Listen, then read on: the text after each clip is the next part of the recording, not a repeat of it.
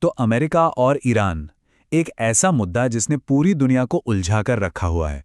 कभी लगता है युद्ध होकर रहेगा तो कभी शांति की बातें होने लगती हैं। और अभी-अभी इन दोनों के बीच एक बहुत ही चौंकाने वाला युद्ध विराम हुआ है। पर सवाल यह है कि क्या ये वाकई में शांति की तरफ एक कदम है या फिर किसी बड़े तूफान से पहले की खामोशी। चलिए आज इसी को समझने की कोशिश करते हैं। आज के इस पड़ताल में हम इसी युद्ध विराम को डिकोड करेंगे और जानेंगे कि पर्दे के पीछे असल में चल क्या रहा है। जरा सोचकर देखिए, पूरी दुनिया एक बड़े युद्ध के लिए तैयार बैठी थी। अमेरिकी राष्ट्रपति की दी हुई डेडलाइन खत्म होने ही वाली थी। हर कोई इसी टेंशन में था कि सुबह न जाने क्या देखने को मिलेगा। लेकिन उस डेडलाइन से ठीक 90 मिनट पहले अचानक से एक युद्ध विराम की घोषणा हो जाती है। एकदम फिल्मी सीन की तरह, है ना? तो क्या वाकई में एक बहुत बड़ा युद्ध टल गया है? आइए इस समझौते की शर्तों में थोड़ा और गहराई से उतरते हैं। देखिए, ये जो समझौता है ये फिलहाल 2 हफ्तों के लिए है, मतलब 22 अप्रैल तक। इसमें तय ये हुआ है कि अमेरिका और इजराइल ईरान पर हमले रोक देंगे और बदले में जाहिर है ईरान भी अपने हमले बंद कर देगा। लेकिन सबसे ज़रूरी बात, ईरान हॉर्मुज़ जलडमरू मध्य से जहाज़ों को सुरक्षित रास्ता देगा, जिस रास्ते को उसने एक तरह से बंद ही कर दिया था। और पता है, यही बात इस समझौते को बहुत खास बना देती है, क्योंकि इससे पहले भी अमेरिका ने 2 बार एक तरफा सीज़फायर की पेशकश की थी, लेकिन ईरान ने हर बार उसे सीधे सीधे ठुकरा दिया था। तो सवाल यह है कि इस बार ऐसा क्या बदला? शायद 40 दिनों के लगातार तनाव और दुनिया भर के दबाव ने ईरान को बातचीत की मेज पर आने को मजबूर कर दिया। लेकिन इस बार वो अपनी शर्तों के साथ आया है। ये सब कुछ हुआ है पूरे 40 दिनों के तनाव के बाद। एक ऐसा तनाव जिसने दुनिया में एक ऐतिहासिक ऊर्जा संकट पैदा कर दिया था।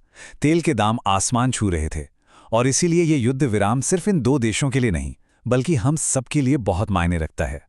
चलिए अब देखते हैं कि ईरान ने इस शांति के लिए क्या कीमत मांगी है। उसने अपनी 10 शर्तें सामने रखी हैं और यहीं से इस पूरे मामले में एक नया मोड़ आता है। ईरान की शर्तें एकदम साफ हैं।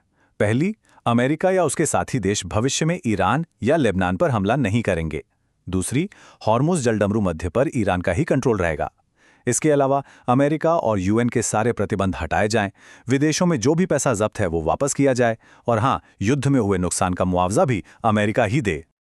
लेकिन इन सब में जो सबसे विवादित शर्त है वो है यूरेनियम प्रोसेसिंग जारी रखने का अधिकार। अब ये यूरेनियम प्रोसेसिंग वो प्रक्रिया है जिससे परमाणु बिजली भी बनती है और परमाणु बम भी। ईरान इस मुद्दे पर कोई भी समझौता करने को तैयार नहीं है और यही चीज बातचीत की सबसे बड़ी रुकावट बनी हुई है। तो ईरान की इन सख्त शर्तों पर अमेरिका का क्या कहना है? यहीं पर यह कहानी और भी ज्यादा पेचीदा हो जाती है। यहां टकराव का जो मेन पॉइंट है वो है परमाणु कार्यक्रम। ईरान कहता है हम तो यूरेनियम प्रोसेसिंग जारी रखेंगे और अमेरिका का जवाब उतना ही साफ है, ईरान को अपना न्यूक्लियर प्रोग्राम पूरी तरह से बंद करना होगा। अब ये 2 ऐसी मांगे हैं जिनका मिलना लगभग नामुमकिन सा लगता है। और बात सिर्फ यहीं खत्म नहीं होती। अमेरिका की अपनी शर्तें और भी ज्यादा सख्त हैं। पहली, ईरान को अपना बैलिस्टिक मिसाइल प्रोग्राम रोकना होगा। दूसरी, ईरान को हिजबुल्लाह जैसे ग्रुप्स को सपोर्ट करना बंद करना होगा। और तो और अमेरिकी सैटेलाइट्स को ईरान के सभी न्यूक्लियर साइट्स की निगरानी करने की पूरी छूट चाहिए। इतना ही नहीं, एक धमकी भी दी गई है कि जो भी देश ईरान को हथियार देगा उस पर अमेरिका 50% का टैरिफ लगा देगा। हाँ, इन सब के बीच एक नरम रुख भी दिखाया गया है। राष्ट्रपति ट्रंप ने पुनर्निर्माण में मदद का एक गोलमोल सा वादा किया है, जो शायद ईरान के मुआवजे वाली मांग का एक जवाब है। लेकिन यह साफ नहीं किया कि अमेरिका कितनी आर्थिक मदद करने वाला है। ये लड़ाई सिर्फ बंद कमरों में डिप्लोमैट्स के बीच नहीं चल रही है। मैदान के बाहर एक और ही जंग छिड़ी हुई है, नैरेटिव की जंग, मतलब अपनी अपनी कहानी को सही साबित करने की जंग। तो सवाल ये उठता है कि बातचीत की मेज से दूर इस नैरेटिव की लड़ाई में कौन भी साबित हो रहा है? क्योंकि आज के ज़माने में युद्ध सिर्फ हथियारों से नहीं, बल्कि इस बात से भी जीते जाते हैं कि दुनिया किसकी कहानी पर यकीन करती है। इसका एक बहुत ही दिलचस्प उदाहरण ईरान के प्रेस टीवी ने दिया। उन्होंने आर्टिफिशियल इंटेलिजेंस यानी एआई की मदद से एक वीडियो जारी किया जिसमें एक अमेरिकी मिलिट्री ऑपरेशन को बुरी तरह से फेल होते हुए दिखाया गया है। इस वीडियो में यह दिखाया गया है कि अमेरिकी सैनिक जल्दबाजी में पीछे हट रहे हैं और अपने ही टूटे हुए जहाज़ों को तबाह कर रहे हैं।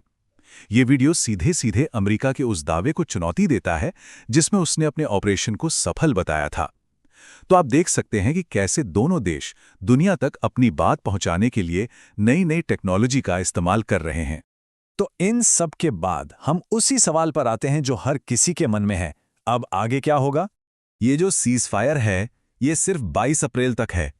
क्या इसके बाद शांति बनी रहेगी या फिर ये लड़ाई और भी भयानक रूप लेकर वापस लौटेगी? इसका असली जवाब शायद 10 अप्रैल को होने वाली बातचीत से मिलेगा। उसी दिन ये तय होगा कि क्या इन दो एकदम अलग-अलग मांगों के बीच कोई बीच का रास्ता निकल भी सकता है या नहीं। और यही बात हमें इस विश्लेषण के आखिरी और सबसे जरूरी सवाल पर ले आती है।